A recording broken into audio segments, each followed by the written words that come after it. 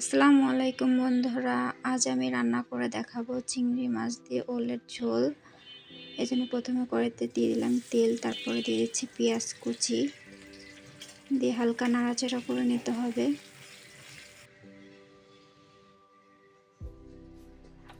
এরপরে দিয়ে দিচ্ছি চিংড়ি মাছ,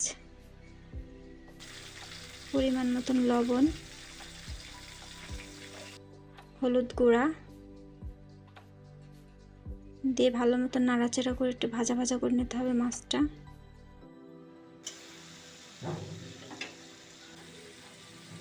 এরপরে দিয়ে দিচ্ছি জিরা রসুন বাটা। এবার মশলাটা ভালো মতন কষে নিতে হবে। মশলা একটু কষানোর জন্য হালকা আমি একটু পানি ব্যবহার করতেছি। একটু নাড়াচাড়া করে নিতে হবে।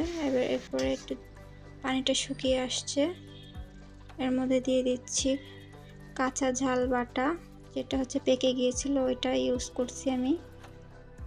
একটু নাড়াচাড়া করে নিলাম। এরপরে সিদ্ধ করা ওল, হালকা সিদ্ধ করে রেখে দিয়েছিলাম ওলটা, আপনারা এরকম সিদ্ধ করে নেবেন হালকা। এরপরে দিয়ে ভালো করে নাড়াচাড়া করতেছি, কষা কষা করে নিতে হবে ওলটা। দেখুন এরকম ভাজা ভাজা করে নিয়েছি। কম মশলায় রান্নাটা খেতে দারুণ হয়। এরপরে দিয়ে দিচ্ছি গরম পানি। গরম পানি করে নিলে রান্নার স্বাদটা ভালো থাকে, এর জন্য আমি গরম পানি দিলাম। এরপরে আমরা 10 মিনিট ঢাকা দিয়ে রাখছি।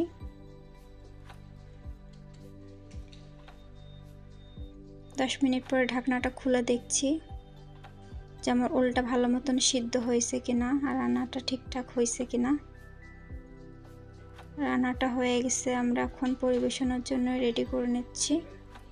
গরম গরম ভাতের সাথে সবাই খাবেন। সুমাজ কুকিং অ্যান্ড লাইফস্টাইলের সাথে থাকবেন, পাশে থাকবেন। লাইক কমেন্ট শেয়ার করতে ভুলবেন না। সবাইকে অনেক অনেক ধন্যবাদ। আসসালামু আলাইকুম। ভালো থাকবেন, সুস্থ থাকবেন আর সুমাজ কুকিং অ্যান্ড লাইফস্টাইলের পাশেই থাকবেন।